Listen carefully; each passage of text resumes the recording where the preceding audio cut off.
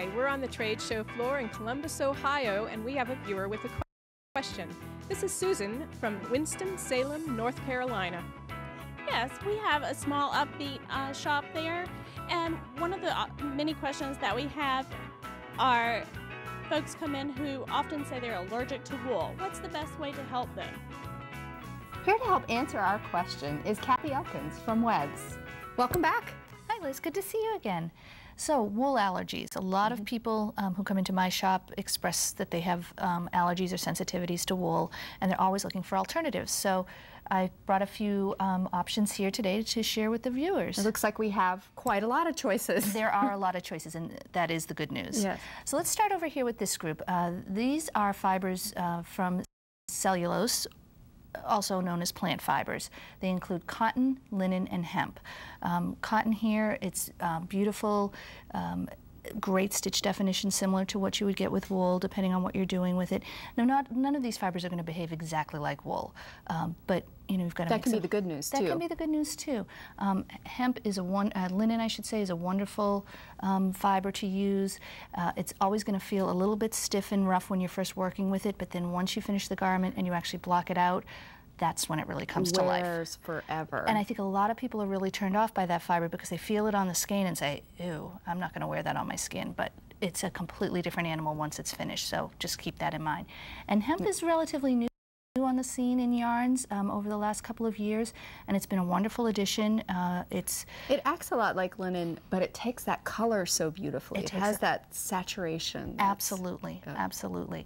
And then next is the protein category. That's yarns from silkworms and from some other sources. First, obviously, silk comes from silkworms, and you know, this is one of the beautiful luxury fibers. Has a lot of warmth similar to what you would find with wool, which I think a lot of people don't always understand. I think people who are outdoorsy and hike and ski and whatnot know the properties of silk and have silk undergarments, but there's a lot of warmth. So this is going to give us our warm weather garments. Well, for colder weather. Cold weather garments, it's going to keep you nice and insulated. Okay. Unless you're like me, who's always cold even when it is warm. And then transitioning here, there's been some debate about this. This is a soy silk-based product, and I know that it does come from protein as well through tofu, but it's can also be a transition into some of the other regenerated fibers that are out there. Well, all of the regenerated fibers are really in a quest to mimic silk. Absolutely, that's why they came out on the market. And what's really nice about these is you're using some natural resources, such as the bamboo. Bamboo grows, it's technically a weed, and it just keeps growing and growing and has lovely, lovely properties for knitting with.